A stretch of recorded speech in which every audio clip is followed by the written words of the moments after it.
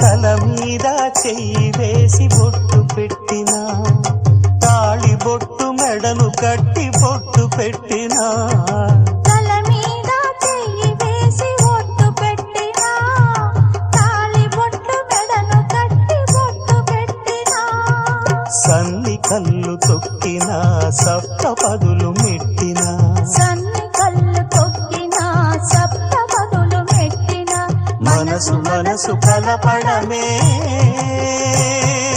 మంత్రం పరమార్థం. శ్రీరస్తు శుభమస్తు, శ్రీరస్తు శుభమస్తు. శ్రీకారం చుట్టుకుంది పెళ్లి పుస్తకం, ఇక ఆకారం